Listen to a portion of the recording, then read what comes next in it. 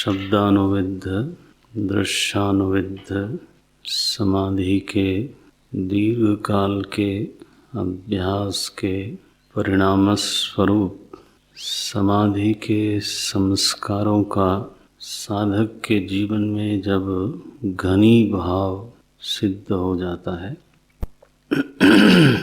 उसका प्रमाण यही है कि साधक की ध्यानाभ्यास में जो प्रवृत्ति है वो सहज होती चली जाए, प्रयास की न्यूनता हो जाए और प्रयास इतना न्यून हो जाए कि ध्यानाभ्यास करने के लिए साधक को अलग से संकल्प करने की भी आवश्यकता न होवे,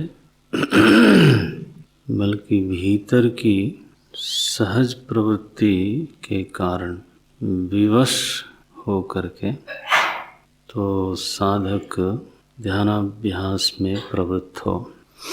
रोकने से भी ध्यान करने की वृत्ति न रुके तो धीरे धीरे ऐसी स्थिति भी आती है, आनी चाहिए।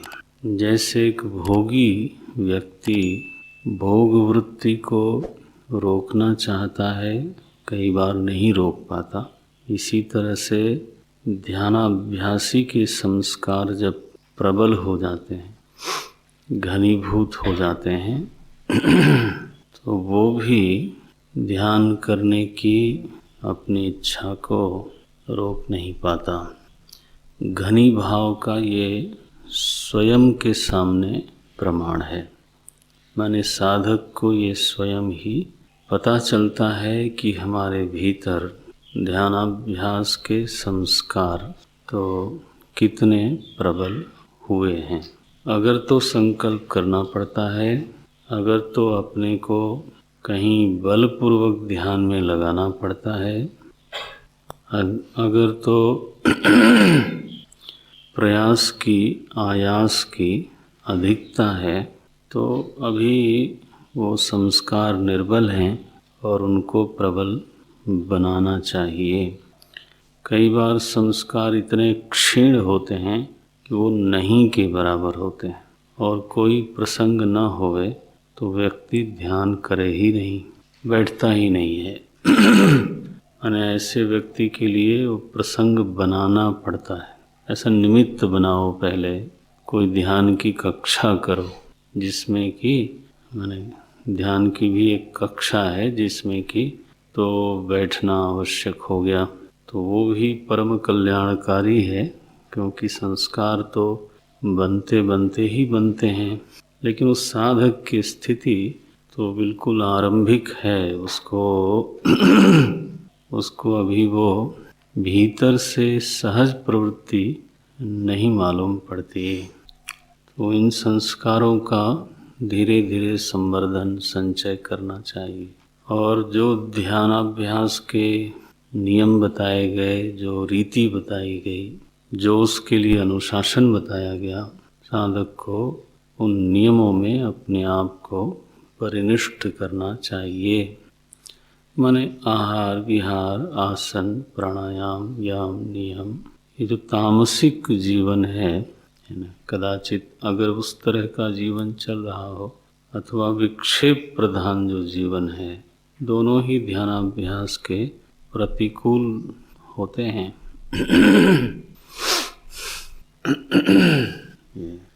उनसे बच करके ये संस्कारों का अभ्यास करना चाहिए, संवर्धन करना चाहिए। धीरे धीरे जब इसका घनी भाव हुआ तो परिणाम स्वरूप एक चित्त की अवस्था प्राप्त हुई जिसको नाम दिया गया निर्विकल्प समाधि। जैसे कल हम बात कर रहे थे, ये परिणाम है, निर्विकल्प का कोई अभ्यास नहीं होता। निर्विकल्प जो चित्त की निर्विकल्प अवस्था है वो तो अभ्यास का परिणाम है। स्वानुभूति रसावेशात दृश्य शब्दावुपेक्षतु निर्विकल्प समाधि स्यात् निवात स्थित दीपवत। जैसा हमने बोला था, निर्विकल्प माने क्या हुआ, तो चित्त की ध्येय में तन्मयता, और वह तन्मयता इतनी हो जाए कि मैं ध्याता हूँ इसका भान ना होवे, और मैं ध्यान क्रिया कर रहा हूँ इसका भी भान ना होवे। ये बस तन्मयता की यह जो स्थिति है उसी का नाम है निर्विकल्प स्थिति, चित्त की निर्विकल्प स्थिति। ध्येय का भान है, अभान का अभिप्राय निर्विकल्प स्थिति नहीं है। अभान की स्थिति अगर हो जाए तो वो सुषुप्ति है। निर्विकल्प में और सुषुप्ति में भेद क्या है, तो सुषुप्ति में अभान की स्थिति है, किसी का भी भान नहीं है, न ध्याता की, न ध्याता का, न ध्येय का, और न ध्यान की क्रिया का, न ज्ञाता का, न ज्ञेय का, न ज्ञान का। त्रिपुटी का वहाँ पर अभान है। जब निर्विकल्प बोलते हैं तो वहाँ पर तो ध्याता का अभान है, ये ठीक है, ध्यान की क्रिया का अभान है, ये भी ठीक है, लेकिन ध्येय वस्तु जिसका कि आप ध्यान कर रहे थे, तो उस ध्येय वस्तु का पूर्ण भान है। ये किसका ध्यान कर रहे थे? चेतनम, चेतनम ध्यायेत। ध्येय वस्तु वेदांत में चेतन है। 22वें श्लोक में पढ़ा आपने, सच्चिदानंद तत्परः। तो ध्येय वस्तु सच्चिदानंद है, जो सृष्टि का अधिष्ठान है, प्रपंच का, दृश्य प्रपंच का अधिष्ठान है, और दृश्य प्रपंच का दृष्टा है। माने दृश्य प्रपंच का जो दृष्टा है वही दृश्य प्रपंच का अधिष्ठान है। ये वेदांत का निर्णय है, सार सर्वस्व समझ लो आप। दृश्य प्रपंच जिससे प्रकाशित है उसी में प्रकाशित है। तो यह जो बोध है, यह जो सच्चिदानंद स्वरूप की स्थिति है, उसका ध्यान करना है। और निर्विकल्प की स्थिति ये हुई कि उस अपरोक्ष चैतन्य का पूर्ण भान है, ध्याता ध्येय का अभान हो गया। तो चित्त की स्थिति कैसी बनी? बोले निवात स्थित दीपवत। बोले जैसे कोई दीपक ऐसी जगह रखा गया है जहाँ पर वायु का संचार नहीं है। वायु तो है लेकिन वायु का संचार नहीं है, चरण नहीं है। तो निवात स्थित, और वो दीप है माने प्रज्वलित है। तो दीपक की लौ जिस तरह से निष्कंप भाव से ऊर्ध्वमुखी होकर के रहती है, प्रकाशमयी होकर के रहती है, उसी तरह से चित्त वृत्ति की स्थिति है। ये उपमा है। अब दीपक की लौ में 3 बातें ध्यान में आती हैं। एक तो उसकी लौ ऊर्ध्वमुखी है, दूसरी वो निष्कंप है, तीसरी वो प्रकाशमयी है। तो ये जो गुण हैं, ये जो लक्षण हैं, वो चित्त वृत्ति में घटने चाहिए।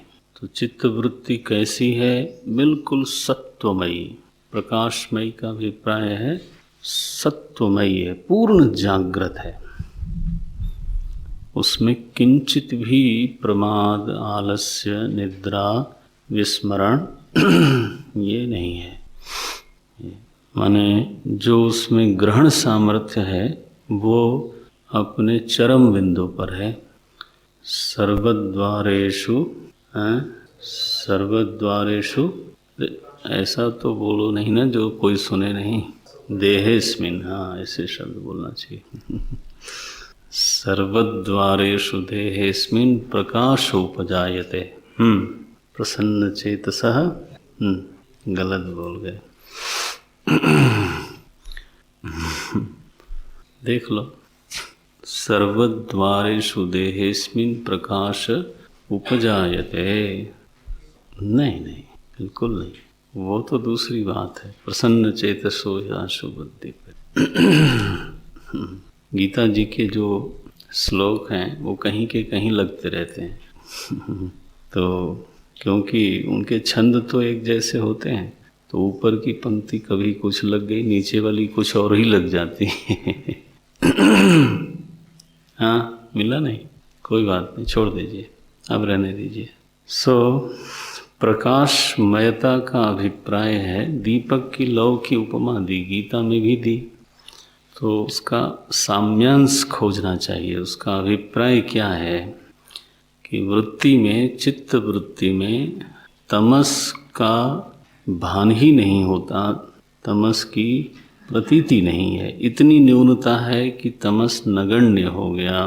और निर्वात, निवात देश का मतलब क्या हुआ कि वृत्ति को चंचल करने वाला जो रजस है वो अत्यंत न्यून है। ये जो रजस है वो चित्त वृत्ति को चंचल करता रहता है, विचलित करता रहता है, उसमें क्रिया शक्ति है। तो उसकी अत्यंत न्यूनता हो जाए तो चित्त वृत्ति में पूर्ण जागृति है और साथ में निष्कंपता है, अचंचल वृत्ति है, एकाग्र वृत्ति है। और वृत्ति की ऊर्ध्वमुखता का अभिप्राय क्या हुआ कि वृत्ति ध्येयाकार है, ध्येयोन्मुखी है, चेतनोन्मुखी है। सविकल्प ध्यान के समय भी वो चेतनोन्मुखी थी, लेकिन रजस से बीच बीच में विचलित हो जाती थी, अथवा कदाचित तमस का भी जब आवेग होता था तो उसको जगाना पड़ता था। लये संबोधयेत चित्तम, एकदम बोलना चाहिए, लय संबोधयेत चित्तम। जब वृत्ति लय होने लगे, बड़े बड़े साधकों को होता है, क्योंकि गुणों पर किसी का नियंत्रण पूरा हो गया हो ऐसा तो होता नहीं। गुरुदेव बोलते थे, so every day is not the Sunday.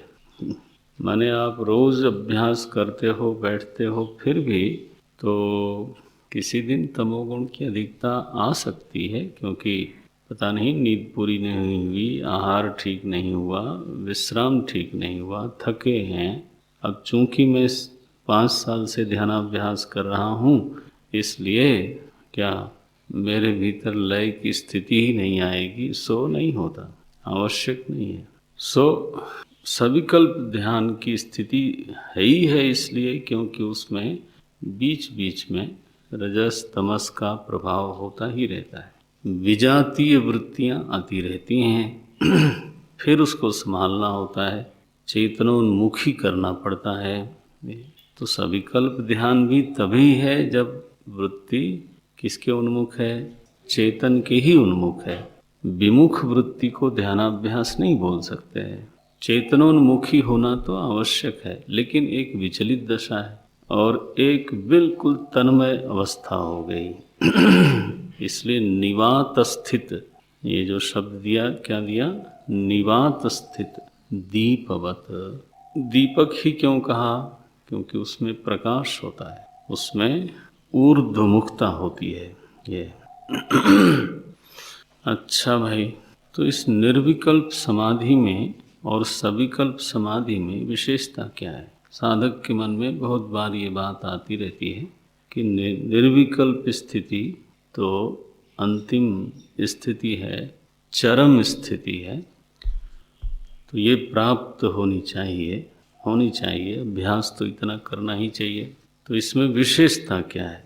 आपको याद होगा कि निधिध्यासन का फल क्या बताया? विपरीत भावना की निवृत्ति, विपर्य की निवृत्ति। तो निर्विकल्प में ज्ञान हो जाएगा, ये भ्रम तो छोड़ ही देना चाहिए। अब निर्विकल्प का लाभ क्या है? सविकल्प की अपेक्षा निर्विकल्प का लाभ क्या है? क्यों इसको प्राप्त करना चाहिए? क्या ये साधक के लिए साध्य है? अगर वो साध्य है तो किस लिए, उसका प्रयोजन क्या है? वेदांत के साधक के लिए, योग दर्शन के साधक के लिए तो निर्विकल्प साध्य अवश्य ही है, क्योंकि तदा द्रष्टु स्वरूप अवस्थानम, यहाँ तो वो बात है नहीं। तो फिर इसका फल क्या है? आपका कभी ध्यान जाता है कि नहीं? अभी तो क्या ध्यान जाएगा, लेकिन जाए तो अच्छा है। तो सच्ची बात यह है कि वेदांत में इसका कोई विशेष फल नहीं है।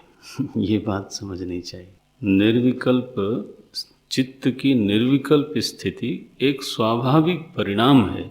असल में जो अभ्यास विपरीत भावना को हटाता है वो तो दृश्यानुविद्ध और शब्दानुविद्ध है।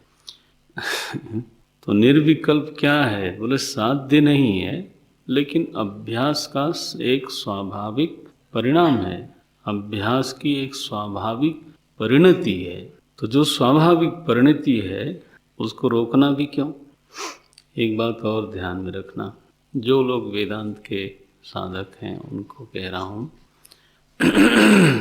कि स्वानुभूति के रस का आवेश होता है, ऐसा हमारे विद्यारण्य स्वामी जी ने कहा, स्वानुभूति रसावेशात। तो वो जो रस है उसका रसयिता कौन है जी? तो अगर रस है तो उसका कोई रसयिता होगा तो वो भोक्ता हो गया। भोक्ता हो गया भाई। तो ये तो मना किया है, कारिकाकार ने इसको मना किया। बोले ना स्वादयत रसम तत्र, पांडु के कारिका की बात कर रहा हूँ। ये जो श्लोक मैंने बोला वो भी कारिका का ही है। लय संबोधयेत् चित्तम विक्षिप्तम शमयेत् पुनः सकषायम विजानीयात्। हाँ हैं, मुँह में ही बोलने से क्या, वो तो दूसरा श्लोक है। ना स्वादयेत् रसम तत्र, 4 विघ्न बताए हैं, तो उसमें रस लेना ये भोक्ता भाव ही है और लगता भी है विचार से। तो ये रसावेशात किसको हुआ भाई? आप लोग कभी विचार भी करते हो? नहीं करते हो तो करना चाहिए। श्लोक तो पढ़ लिया आपने, उसमें जो छिपे हुए पहलू हैं प्रश्न आना चाहिए ना कि रसावेशात किसको हुआ, भोक्ता को कि दृष्टा को? भोक्ता को होगा। तो अभ्यास के वेग को ही तो निर्विकल्प का असली कारक माना जाता है। इसमें विशेषता क्या है? सविकल्प की अपेक्षा इतना आकर्षण कहाँ है? क्यों है साधकों में आकर्षण देखा जाता है? क्या आकर्षण है भाई? बोले एक तो मैं कुछ ऐसी बात कहने लगा हूँ जो शायद किसी को झटका भी लगे। तो एक तो जो नहीं मिली हुई चीज़ है ना, उसका आकर्षण स्वाभाविक होता है। आप समझते हो? वो तो भोग के क्षेत्र में भी यही सच है। जो चीज़ नहीं मिली उसका आकर्षण होता है। तो अगर साधना के क्षेत्र में निर्विकल्प अवस्था नहीं मिली, हाँ जी, तो वो नहीं मिले हुए का आकर्षण होता है। ये भी एक सच्चाई है। अटपटा लगे तो आप उसको चित्त के कोने में कहीं रख लेना, फिर सोच लेना कि इसमें क्या सच है। दूसरा ये है कि प्रपंच का, कर्तृत्व का, क्रिया का पूर्ण विस्मरण है, अभान है।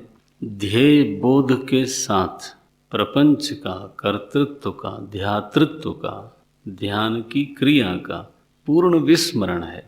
तो साधक को, हालांकि वेदांत के सुने हुए साधक को तो ये भ्रम नहीं होगा, लेकिन फिर भी एक ऐसी अवस्था विशेष बनी जिसमें सच्चिदानंद का बोध तो है, लेकिन और किसी का स्मरण भी नहीं है और किसी का भान भी नहीं है। तो कर्तृत्व व्यतिरिक्त आत्मा, भोक्तृत्व व्यतिरिक्त आत्मा, दृश्य व्यतिरिक्त दृष्टा, ऐसी स्थिति का अनुभव साधक ने किया। तो व्यतिरिक्त जो मैं शब्द बोलता हूँ उसको विस्मृति शब्द बोलना पसंद करेंगे वेदांती लोग, क्योंकि अप्रतीति से कोई चीज़ व्यतिरिक्त होती नहीं। अगर हम अवस्था में व्यतिरेक मानेंगे तो जब उत्थान होगा उस साधक का तो आत्मा कर्तृत्व सहित हो गई। तो अगर उस समय कर्तृत्व रहित है और उत्थित अवस्था में कर्तृत्व सहित है, तो ये तो फिर स्थिति कोई बहुत नित्य तो नहीं बनी। फिर तो समझ में आता है। अगर उस समय दृश्य व्यतिरिक्त है तो उत्थित काल में दृश्य सहित हो गई, यह कोई स्थिति ठीक तो नहीं बनी। इसमें तो एकरसता, इसमें तो नित्यता का अभाव है। अवस्था विशेष में आप निरुपाधिक हैं और अवस्था बदल गई तो सोपाधिक हो गए। नहीं, स्मृति और विस्मृति ये शब्द हम पसंद करेंगे बोलना। एक अवस्था में स्मृति है, दूसरी अवस्था में विस्मृति है। जो राहित्य शब्द है वो तो त्रिकाल में है। दृश्य का मिथ्यात्व सिद्ध हो जाने पर दृष्टा हमेशा ही दृश्य से रहित है, यह बात सिद्ध होनी चाहिए। अगर नीलिमा मिथ्या है तो आकाश हमेशा ही नीलिमा रहित है। अब ये तो न बोलो ना कि जब नीलिमा नहीं दिखाएगी तो नीलिमा रहित होगा और नीलिमा दिख जाएगी तो नीलिमा सहित होगा, ये बात तो गलत हो जाएगी। ये बात तो फिर विपरीत भावना तो बार बार आके मन पे चढ़ गई ना, उसका क्या लाभ हुआ। ये तो थोड़ा ध्यान देना कि निर्विकल्प का हमारा वो आकर्षण नहीं है जो योग दर्शन में होता है। हम उसको स्वाभाविक परिणाम मानते हैं, विस्मरण की स्थिति मानते हैं, तन्मयता की स्थिति मानते हैं, लेकिन उसमें ज्ञान में कोई न्यूनता या अधिकता हो जाएगी, यह बात स्वीकार नहीं की जाती। नहीं। अभ्यास के वेग का प्राबल्य मानते हैं और ऐसा वेग अगर बढ़ता चला गया तो संभव है वो महात्मा बार बार ध्यानस्थ हो जाए, बार बार निर्विकल्प में प्रवेश कर जाए, ऐसा संभव है। सांसारिक लोगों के लिए वो दिव्य स्थिति हो सकती है, लेकिन वेदांत की दृष्टि में उसमें कोई विशेषता स्वीकार करना हमारे लिए कठिन है। नहीं तो फिर अवस्था परिच्छिन्न, क्या अरे सर्व विशेष का सत्यानाश करना हमारा लक्ष्य है। अब अवस्था विशेष बना दी तो फिर वो कभी नहीं हो सकता। कहते हैं परमहंस जी को कोई ऐसा शब्द सुनने को मिलता था तो स्तब्धि भाव में चले जाते थे। कभी नृत्य करते करते उनके हाथ ऊपर के ऊपर रह गए, वो एक तरह से निर्विकल्प में चले गए। ये किसी महापुरुष में बिल्कुल संभव है। क्यों? पीछे से अभ्यास का वेग अत्यधिक प्रबल है। लेकिन क्या आप ये मानोगे कि जब स्तब्धि भाव में वो नहीं होते थे तब उनके ज्ञान में कोई कमी आ जाती थी? अगर ऐसा मान लें तो फिर ज्ञान बेचारा कम ज़्यादा होता रहेगा, यही मानना पड़ेगा कि नहीं? तब तो स्तब्धि भाव ज्ञान की प्रचुरता और व्यवहार काल क्या होगा? फिर ज्ञान की न्यूनता। ये हाँ, हमारे जो उत्थित चित्त वाले लोग हैं अथवा कहिए जो सांसारिक लोग हैं, उनका आकर्षण उस स्थिति में हो सकता है कि ये बेहतर अवस्था है और पहले वाली न्यूनतर स्थिति, ये सांसारिकों की दृष्टि हो सकती है। लेकिन ज्ञानी के भी मन में अगर ये बात होए कि अवस्था बेहतर है और दूसरी अवस्था न्यूनतर है, तो फिर तो उसको पुनः विचार करना चाहिए। नीलिमा की अप्रतीति बेहतर है, हाँ, और नीलिमा की प्रतीति होने से हमारे ज्ञान में कोई न्यूनता आ गई तो इसका मतलब है नीलिमा पर और विचार करो। ये बोले जी मैं तो देखना ही नहीं चाहता, बस ऐसा कुछ हो जाए कि प्रतीति का अभान हो जाए। आपकी इच्छा है, ऐसा करना चाहो तो करो। लेकिन कई बार इस आकर्षण में बोलता हूँ, इस आकर्षण में कहीं प्रतीति के प्रति भय छिपा हुआ है। हो सकता है भय कहीं न कहीं विद्यमान हो अथवा प्रतीति में बाधकत्व दिखाई देता हो कि प्रतीत होने पर कुछ बाधा पहुँच जाती है, इसलिए भागो गुफा में। तो प्रतीति में अगर बाधकत्व है तो सत्यत्व है कि नहीं? सोच के देखना। कोई मृग मरीचिका में डूबने से डरता हो जी, कह तो दिया मैंने, ऐसे अब क्या बोलूं। कोई मृग मरीचिका में डूबने से डरता हो तो उसकी बुद्धि में वो सच है कि नहीं है? बोले मैं डूबूं भले नहीं, शायद गीला ही हो जाऊं। तो नारायण, इसलिए दूर ही रहना है, दूर ही रहना है, ठीक है, अपनी अपनी स्थिति है। लेकिन वेदांत सिद्धांत क्या है वो हमको साफ होना चाहिए। हम क्या चाहते हैं वो आपका पर्सनल मसला है। आप जो चाहते हो या आपको जो अच्छा लगता है वही वेदांत सिद्धांत है, कम से कम ये मत बनाना। हाँ। अप्रतीति से प्रेम करना और प्रतीति से भयभीत होना कहीं न कहीं प्रतीति के प्रति सत्य बुद्धि का प्रमाण है।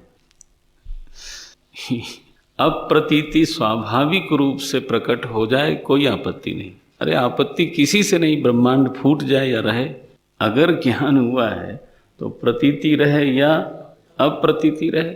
योग वासिष्ठ का श्रवण करने के बाद भगवान ने सब कुछ किया तो उसमें क्या है। जिन्होंने योग वासिष्ठ पढ़ाया वो महात्मा वशिष्ठ जी, वो तो जीवन भर पौरोहित्य करते रहे। संतों में ज्ञान की श्रद्धा करें तो रविदास जीवन भर जूते बनाते रहे और कबीर जीवन भर वस्त्र बुनते रहे, तो उससे उनके ज्ञान में न्यूनता मानी जाएगी, कोई कमी नहीं है।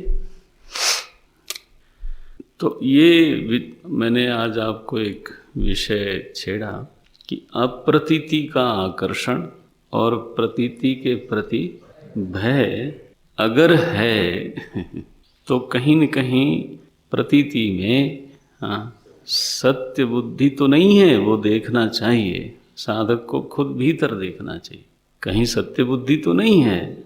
और अगर है तो कर्ता भाव आपको सच लगता है और इसलिए उसमें कर्ता भाव की स्फुरना सच लगती है।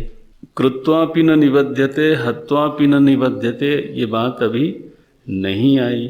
गीता कहती है कर्मणि अकर्म यह पश्येत अकर्मणि च कर्म यह स बुद्धिमान मनुष्येषु स युक्तः स कृत्स्न कर्म कृत। गीता जी का आदर्श पुरुष ये है। आपका कौन है वो आपका पर्सनल मसला है, वो आपको नमस्कार, लेकिन शास्त्र का नायक कौन है वो अपना मत लादना उसके ऊपर। तो इसलिए हमने आरंभ यहीं से किया था कि निर्विकल्प समाधि वेदांत में अभ्यास का एक स्वाभाविक परिणाम है, साधक का अभिप्रेत नहीं है। साधक की दृष्टि में वो कोई साध्य नहीं है। जैसे अब मैंने विपरीत दृष्टांत दे रहा हूँ, एकदम विपरीत दृष्टांत दे रहा हूँ। जैसे चलना हमारे लक्ष्य में साधक है, इसलिए हम चलते हैं, लेकिन चलने का स्वाभाविक परिणाम क्या है? थक जाना। तो थक जाना हमारा साध्य था क्या? थक जाना हमारा अभिप्रेत था क्या? नहीं ना। लेकिन वो परिणाम प्रकट हुआ कि नहीं हुआ? हुआ। तो परिणाम अपने आप प्रकट होता ही है, चाहे उसको आप चाहें या न चाहें, चाहे वो आपका साध्य हो या न हो सकता है वो विपरीत हो, साध्य के बिल्कुल विपरीत हो। हम नहीं थकना चाहते, हाँ जी, लेकिन थकते हैं। तो चलने का मेरा साध्य क्या है? अपने घर पहुंचना, वो मेरा साध्य है। लेकिन ये वाला जो चीज़ प्रकट हुई बीच में, थकान नाम की जो चीज़ प्रकट हुई, वो मेरा कभी साध्य नहीं था, फिर भी वो स्वाभाविक परिणाम के रूप में प्रकट हुआ। अब देखो, ये विपरीत दृष्टांत है, व्यतिरेकी दृष्टांत बोलते हैं इसको। कोई चीज़ समझाने के लिए बोल रहे हैं, इसको एकदम वहाँ न लगाना, व्यतिरेक है ये। यहाँ अभिप्राय क्या है? साध्य हमारा विपरीत भावना की निवृत्ति है, निर्विकल्प या सविकल्प नहीं है। जैसे चलने का साध्य है घर पहुँचना, वैसे निदिध्यासन का हमारा साध्य है विपरीत भावना की निवृत्ति। अब उस विपरीत भावना की प्रक्रिया का पालन करते करते स्वाभाविक रूप से निर्विकल्प भी बीच में आती जाती है, तो आवे जाए उसमें वो हमारा साध्य नहीं है। क्या है? स्वाभाविक परिणाम है। बस इतना हमें कहना है। कम से कम यहाँ से जो पढ़े हुए लोग हैं, वेदांत का श्रवण करते हैं, कम से कम वो लोग इस भ्रम से हट जाएं क्योंकि मैं देखता हूँ हमारे यहीं के गुरुकुल के कुछ विद्यार्थी जिनको हमने नहीं पढ़ाया वो कदाचित इस भ्रम को लेकर के चलते हैं ज्ञान समाधि में होता है। अब वो अनमिले का आकर्षण है।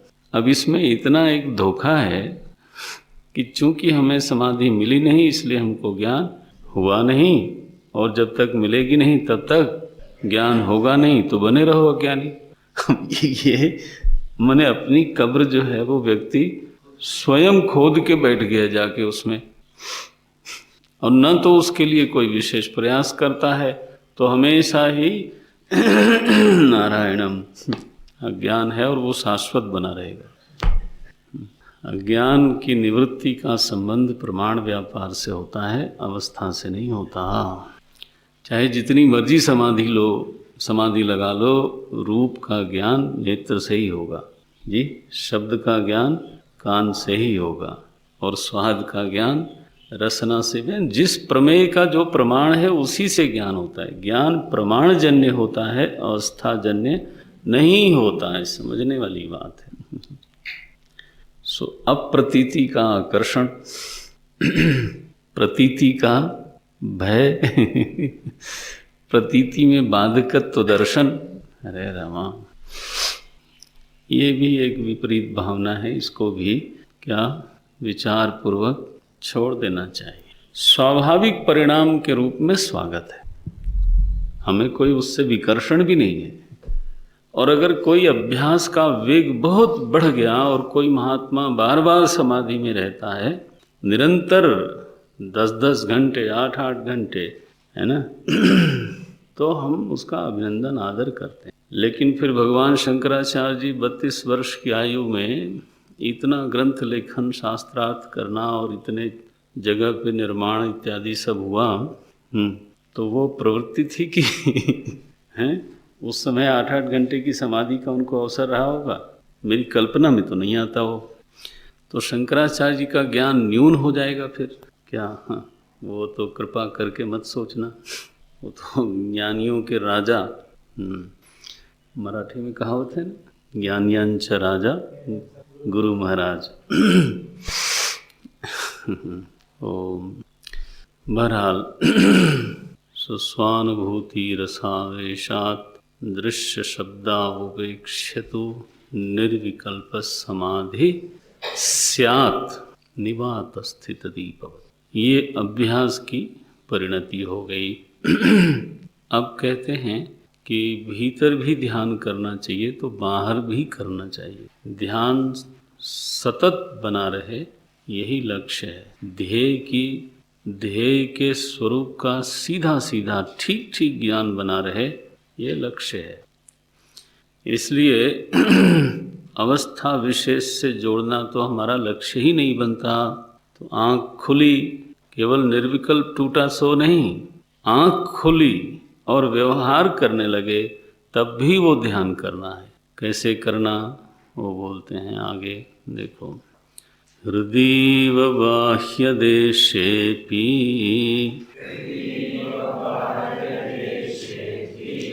यस्मिन् कस्मिंश्च वस्तुनि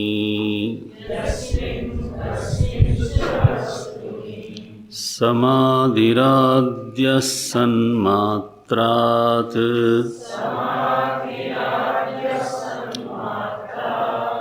नामरूप पृथक्कृतिः।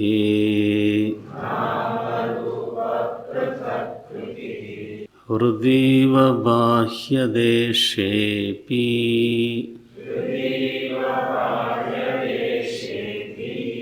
यस्मिन् कस्मिंश्च वस्तुनि समाधिराद्य सन्मात्रात्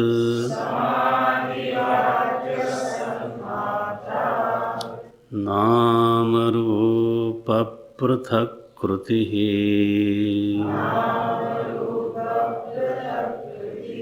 बाह्य देशे अपि हृदि इव, बाह्य देशेपि हृदि इव आद्य समाधि। अब इसमें क्रिया का अध्याहार करना पड़ेगा। आद्य समाधि कुर्यात्, आद्य समाधि कर्तव्यः, ऐसा अध्याहार करना पड़ेगा, क्योंकि क्रिया का उल्लेख यहाँ पर नहीं किया गया। आद्य समाधि माने पहली वाली समाधि। पहली वाली माने कौन? दृश्यानुविद्ध सविकल्प समाधि। ये तो उसका अर्थ समझ। आद्य समाधि का अभिप्राय हुआ दृश्यानुविद्ध सविकल्प समाधि कर्तव्य, करना चाहिए। कहाँ? बाह्य देशे अपि, बाहर देश में भी, उत्थित काल में, व्यवहार काल में, जब इंद्रियक व्यवहार हो रहा हो तब भी। बाह्य माने क्या हुआ कि जब इंद्रिय व्यापार का समय हो तब भी। हृदय का मतलब क्या हुआ? मैंने बोला था जब इंद्रिय व्यापार शून्यता हो, यही अंतर है। तो अब बाह्य देशेपि का अर्थ हो गया होगा, क्या होगा? जब इंद्रिय व्यापार चल रहा हो, देख रहे हो, सुन रहे हो, बात कर रहे हो, चल रहे हो, ये कुछ काम कर रहे हो, ये उस सभी में बाह्य देशे अपि आद्य समाधि कर्तव्यः अथवा कुर्यात्। जो पहली वाली समाधि है दृश्यानुविद्ध सविकल्प समाधि, तो वो करनी चाहिए। बोले प्रभु कैसे करनी चाहिए? इंद्रिय व्यवहार करते समय कैसे करना चाहिए? तो बोलते हैं यस्मिन कस्मिंश्च वस्तुनि। तो सामने दृश्यानुविद्ध क्या चीज है? दृश्य का सहारा लेकर के, दृश्य का आलंबन लेकर के दृष्टा का ध्यान करना।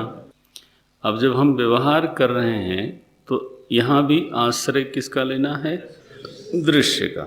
ये दृश्यालंबन हुआ तो कौन सा दृश्य हाथ में लें? बोले उसका कोई आग्रह नहीं है। यस्मिन कस्मिंश्च वस्तुनि, चाहे जिस किसी वस्तु में। अब ये तो चरम की बात है, जिसका अभ्यास प्रबल हो चुका है उसके लिए बात है। आरंभिक साधक को ये लाभकारी नहीं होगा। आरंभिक साधक को ऐसा ही विषय ध्यान के लिए लेना चाहिए जिसमें उसकी ममता प्रायः न हो, जिससे राग न हो, जिससे द्वेष न हो। अभ्यास काल में भाई हमारी क्या आवश्यकता है, हमारी क्या दुर्बलता है, उसको भी तो ध्यान में रखना चाहिए। अभ्यास काल में ऐसा विषय लेना बहुत लाभकारी नहीं होगा जो राजसिक हो या तामसिक हो या विकार उत्पन्न करने का निमित्त बनता हो। नहीं तो फिर ध्यायतो विषयान पुंसा शुरू हो जाएगा। हाँ, बोले तो दृग्दृश्य विवेक में लिखा है यस्मिन कस्मिंश्च वस्तुनि। तो कोई भी दृश्य उठाऊंगा, मुझे क्या? तो कोई भी दृश्य उठाओ, फिर जिम्मेदारी तुम्हारी होगी। हाँ। माने वो भी ध्यान में रखना चाहिए। तो विषय सात्विक हो, राग द्वेष का आस्पद न हो। ये तो लिखा नहीं है। बोले ये हमारे लिए बोल रहा हूँ भाई। क्योंकि प्रकृष्ट अवस्था में तो यही ठीक है कि सभी में ये ध्यान करना चाहिए। आरंभ में ये कर पाओगे क्या? पुरुष स्त्री का ध्यान करने लगे, स्त्री पुरुष का ध्यान करने लगे, बस पता चला सविकल्प समाधि लग गई। थोड़े दिनों बाद पता चला कि हम तो नहीं ब्रह्मचारी होंगे, बच्चे हमारे ब्रह्मचारी बनेंगे। ये ना भाई, समाधि का फल भी तो कुछ निकलना चाहिए। तो ऐसा ना हो जाए भाई। किसी द्वेषी का ध्यान करने लगे और पता चला कि ध्यान इतना गहराया कि लगा कि यार एक हथियार खरीदना चाहिए, ये समाधि का फल निकलेगा। हथियार लाना चाहिए कहीं से भी, खत्म करो इसको। द्वेष की स्फूर्णा में जो हृदय में जलन होती है, वो फल अगर आपको चाहिए, समाधि का विशेष रस चाहिए, तो लीजिए फिर। नहीं जी नहीं। इसलिए अपनी स्थिति के साथ ईमानदार बने रहिए, है ना। सात्विक हिमालय का ध्यान करिए। या तो नभमंडल में चंद्रोदय हो रहा है, वहाँ ध्यान करिए। सूर्य नारायण का आविर्भाव हो रहा है, वहाँ ध्यान करिए। चिड़ियों की चहक पे ध्यान करिए। वृक्षों में वसंत ऋतु का ऋतु का प्रसाद प्रकट हो रहा है उसका ध्यान करिए। माने हाँ, वो ये मत कहना ये मेरा वाला पेड़, तब नहीं बनेगा। मेरा वाला नहीं लगाना उसमें, नहीं तो फिर तो दूसरी बातें शुरू हो जाती हैं। ऐसे दृश्य में हिमालय क्यों सात्विक लगता है, उसको मेरा कहना मुश्किल है किसी के लिए भी, यू नो। वो इतना बड़ा है कि आपके मेरे में जल्दी से आएगा नहीं, वो कहना ही पड़ेगा सबका है। समुद्र को मेरा कहना मुश्किल है, चंद्रमा को मेरा कहना मुश्किल है, पृथ्वी को मेरा कहना मुश्किल है, लेकिन पृथ्वी के एक छोटे से हिस्से को बोले ये तो मेरा ही है, इस पर तुमने कदम रखा तो बस समझ लो राहु केतु बना दूंगा। राहु केतु बनाना माने सिर को धड़ से अलग करना। परिच्छिन्न जो है, परिच्छिन्न में ही ममता कर पाता है, ये उसकी व्यवस्था है। जैसे ही व्यापक को मेरा बनाना चाहता है वो ना बुद्धि फट जाती है, उसको कहना पड़ता है ये सबका है। ममता भी बहुत व्यापक हो नहीं पाती, क्या करें। पूरे घर को जो इसको लोग मेरा मेरा बोलते हैं उसमें भी 4-5 लोग शामिल होते हैं। फिर आदमी घुसेगा घर में, बोले मेरा घर है, फिर घुसा अंदर, बोले ये मेरा कमरा है। तो मेरा जाके कहाँ टिका, मेरे कमरे में। और अगर उसमें भी 2 आदमी रहते हो तो बोले ये मेरा बेड है। नारायण, ये ना समझना ममता में इतनी ताकत नहीं है कि वो पूरे देश को अपने में संभाले अथवा पूरी पृथ्वी को संभाले। असल में व्यापक में ममता करने पर ममता ही क्षीण हो जाती है। पूरे विश्व को मम करके देखो, पता चलेगा किसी के साथ मम नहीं रहा। ये भी एक तरीका है। और अल्प के साथ मम करके देखो, गाढ़ा हो जाएगा। मेरे कमरा, मेरा बिस्तरा, मेरी पेन, जितना अल्प की तरफ उसको लगाएंगे उतना ही वो क्या पक्का ठोस। देश के साथ ममता करो, देखो बाकी ममताएं क्षीण हो जाएंगी। और देश केवल आपकी बपौती थोड़ो है, सभी क्या है। तो पूरे देश में मम भाव करने का मतलब है अत्यंत शिथिल मम। ये बोले आप तो पूरी पृथ्वी की बात करते हो, तो अपने जिले की बात करो, जात बिरादर की बात करो। लो, क्यों भाई, वो परिच्छिन्न है, वहाँ ममता जो है वो गाढ़ी लगती है। हाँ, अपने जिले की बात करो, जिला भी बहुत बड़ा हो गया भाई। गांव की बात करो, एरिया की बात करो, फिर वो भी बड़ा लगता है। मोहल्ले की बात करो। ममता गाढ़ी करने का मतलब है परिच्छिन्नता बढ़ती जाती। सोच के देख लो। तो हिमालय, अब यस्मिन कस्मिंश्च वस्तुनि आपके लिए खुली छूट दे दी गई है, लेकिन जरा व्यावहारिक भी बन जाइए। सात्विक विषय हो, राग द्वेष का विषय न होवे, ऐसा दृश्य शुरू में लिया जाए जिसको देखने से सत्वगुण स्फुरित होता हो, सात्विक विचार, उदात्त विचार स्फुरित होते हों, तो उस दृश्य को पहले ध्यान में लेते हैं। क्या करें उसमें, नाम रूप पृथक कृति ही, उस लिए हुए विषय का नाम और रूप बुद्धि से हटावें। नाम रूपक पृथक कृति ही, और किस पर ध्यान दें, बोले सन्मात्रात, जो उसका अस्ति भाव है, जो उसका अस्तित्व है, ध्यान वहाँ तक ले जाएं। नाम में ध्यान अटक जाता है। ध्यान में इतनी सामर्थ्य हो कि नाम को हटा सके, नाम का भेदन कर सके, नाम को छोड़ सके। फिर रूप में अटक जाता है मन। बोले इतनी सामर्थ्य होवे कि रूप का भी त्याग कर सके। ध्यान कहाँ जाए, बोले अस्तित्व पर जाए। तो जब चंद्रमा का हम ध्यान करते हैं तो चंद्रदेव एक नाम हुआ, और उसमें जो एक शुभ्र आह्लादनी प्रकाश है, आह्लाद देने वाला प्रकाश है, आह्लादक प्रकाश, शुभ्र चंद्रिका, गौर गौर वर्ण है उसका, तो उस पर ध्यान करेंगे तो रूपत ध्यान हो गया, प्रभावत ध्यान हो गया, वो भी एक रूप है। इस पर से ध्यान हटे और कहाँ तक जाए, बोले अस्तित्व पर जाए। है वो, है भांति, इस पर ध्यान जाना चाहिए। और जब ऐसा ध्यान बन जाए, बन सके, तो क्या बनेगा कि सारे ही दृश्य हैं। इनमें रूप में परस्पर भेद है, नाम में परस्पर भेद है, लेकिन अस्तित्व सब में समान है, अस्तित्व सामान्य है और रूप विशेष है। हाँ, ये भाषा धीरे धीरे सीख जाएंगे तो चिंतन में बहुत मजा आएगा। नाम विशेष है, रूप विशेष है, लेकिन अस्तित्व सामान्य है। ये मैंने एक दिन बोला भी था, सामान्य विशेष समझाया था। जैसे हम सबके रूप अलग हैं, नाम अलग हैं, लेकिन मनुष्यत्व सामान्य है। तो एक ऐसी चीज़ होती है जिसको हम बोलते हैं सामान्य। अंग्रेजी में नियरेस्ट वर्ड जो हमें मिला वो है कॉमन। सो मनुष्यत्व क्या है? Common element in every one of us. हम सभी में जो कॉमन एक चीज़ है वो क्या है? द मनुष्यत्व, ये कॉमन फैक्टर ये। तो समझने के लिए मैंने ये शब्द बोला, लेकिन आप जो याद रखिए वो सामान्य को रखिए। जैसे समस्त गायों में नाम और रूप भिन्न है, विशेष है, लेकिन गोत्व सामान्य है। ऐसे ही समस्त दृश्य में नाम रूप, अब देखो एक जाति की बात नहीं कर रहे हैं, समस्त दृश्य प्रपंच में नाम और रूप विशेष हैं, लेकिन अस्तित्व सामान्य है। उस सामान्य पर ध्यान जाना चाहिए। अगर हमारे ध्यान में इतना बल है, अगर हमारी वृत्ति में इतना बल है कि अस्तित्व तक वो पहुंचता है, तब तो ये बाहर वाली समाधि बन जाएगी।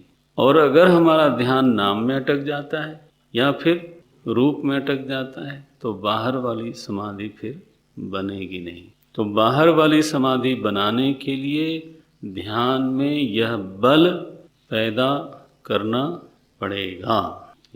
और वो तभी बनेगा जब किसी भी रूप में राग न हो। रूप में हमारे ध्यान को उलझा देने वाला जो तत्व है वो या तो राग या तो फिर द्वेष।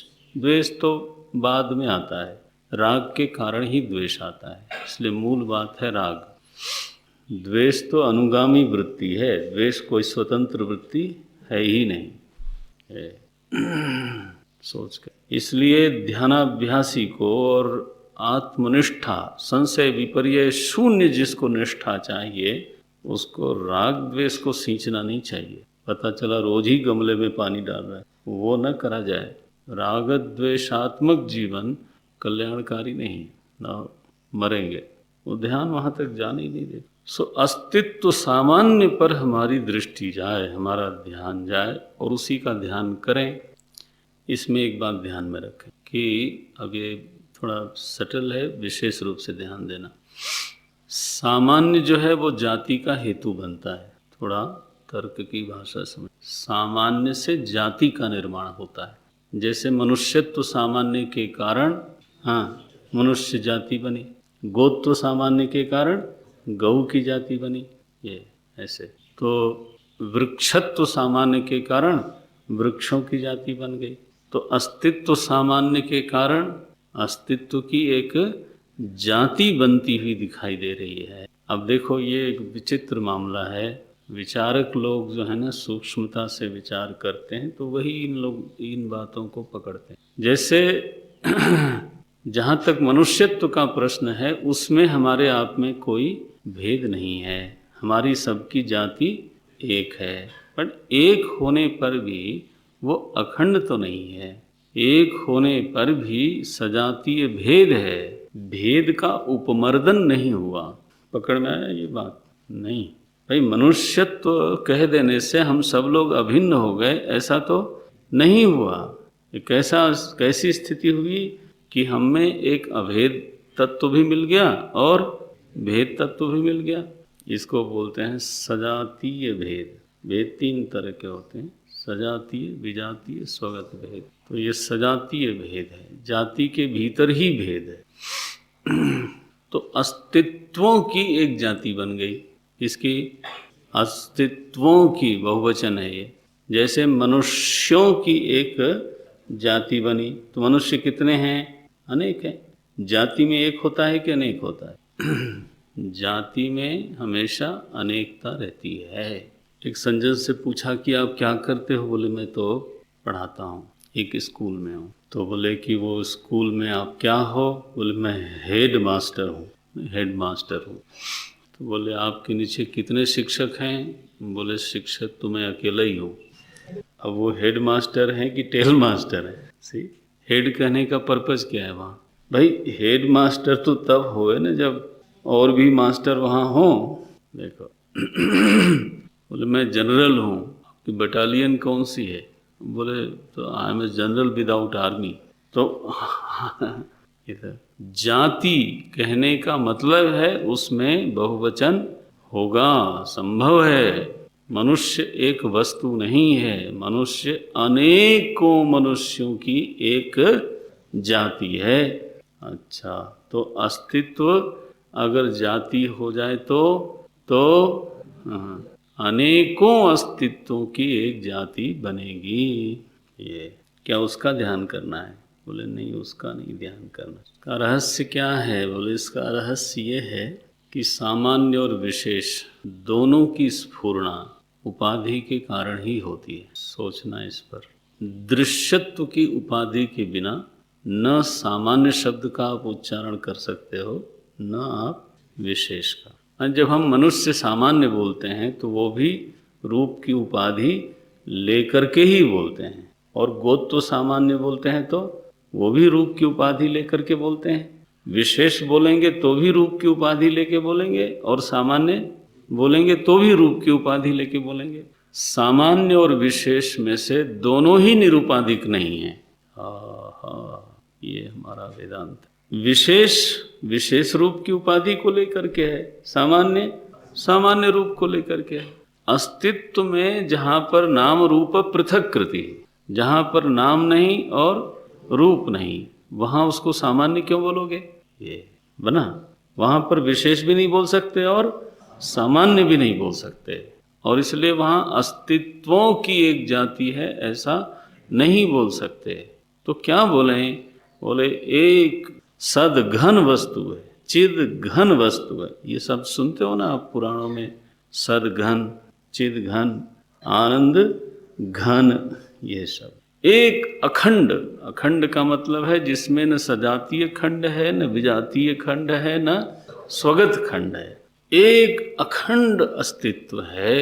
साधक के ध्यान की पकड़ में ये चीज आई, अगर आ गई तो वो दृश्यानुविद्ध सविकल्प समाधि बन गई, और अगर नहीं आई तो नहीं बनी। सिंपल। तो एक अखंड वस्तु पर ध्यान जाना चाहिए, जाति पर नहीं, अस्तित्व सामान्य पर नहीं, और अस्तित्व विशेष पर भी नहीं। उस अस्तित्व पर जिसमें सजातीय विजातीय स्वगत भेद नहीं है, उस अखंड अस्तित्व पर ध्यान जाए तो बाहर की पहली समाधि बन गई। ध्यान जाए और उसी पर रहे, इसके लिए शब्दानुविद्ध समाधि। उसी पर कैसे रहे मैं जरूरी समझता हूँ, तो उस श्लोक का एक दो शब्द देख लें। अगला वाक्य श्लोक क्या है? अखंड एक रसम वस्तु। देखो, अखंड एक रस शब्द बोल दिया। आप देखते हो किस तरह से धारा चलती है। शब्द क्या है? अखंड एक रसम वस्तु। अस्तित्व सामान्य होता तो अखंडता नहीं बनती। ये अस्तित्व विशेष होता तब तो बिल्कुल ही नहीं बनती। ये तो अभी शब्द कैसा आया? अखंड एक रसम। एक रसम का है कि उसमें स्वगत भेद भी नहीं है, मोटा पतला नहीं होता रहता है, कभी गाढ़ा हो गया कभी पतला हो गया, सो नहीं, एक रस निर्विकार अस्तित्व। अखंड एक रसम वस्तु। कैसी है वो वस्तु? सच्चिदानंद लक्षणम। सदघन है, चिदघन है, आनंद, यही उसका लक्षण है। इति अवच्छिन्न चिंता। इति अविच्छिन्न चिंता। ये संधि तोड़ लेना। अविच्छिन्न चिंता। अगर विच्छिन्न चिंता हो तो दृश्यानुविद्ध है, विच्छिन्न चिंता हो तो दृश्यानुविद्ध, और अविच्छिन्न चिंता हो गई तो शब्दानुविद्ध। इति अविच्छिन्न चिंता इयम। चिंतेयम का अर्थ क्या हुआ? चिंता इयम। ये संधि साफ कर लेना। और यहाँ थोड़ा छपा गलत है, ये दोनों का एक में जोड़ देना। ये एक शब्द है। इत्यविच्छिन्न चिंतेयम। क्योंकि ये अगर हम काट के बोलेंगे तो अविच्छिन्न शब्द में कौन सी विभक्ति लगाएंगे, है ना। बिना विभक्ति के संस्कृत में शब्द का प्रयोग नहीं होता। ये तो अविच्छिन्न जो शब्द है वो चिंता का विशेषण है। अविच्छिन्न चिंता, इयम इयम चिंता कीदृशी अविच्छिन्ना। यह जो अविच्छिन्न चिंता है, यही अविच्छिन्न चिंता मध्यम समाधि कहलाती है। समाधिर मध्यमो भवेत। मध्यम कौन सी? शब्दानुविद्ध सविकल्प समाधि। तो अविच्छिन्न, यह जो अविच्छिन्न चिंता है, किसकी चिंता? अखंड एक रसम वस्तु। यहाँ अखंड एक रस वस्तु है। कैसी है वो? सच्चिदानंद लक्षणम। ऐसी जो अविच्छिन्ना चिंता है, उसी का नाम है बाहर देश में शब्दानुविद्ध समाधि। ओम। कल देखें। नारायण। ओम पूर्णमदः पूर्णमिदं पूर्णात् पूर्णमुदच्यते पूर्णस्य पूर्णमादाय पूर्णमेवावशिष्यते। ओम शांति शांति शांति। हरिः ओम। श्री गुरुभ्यो नमः। हरिः ओम।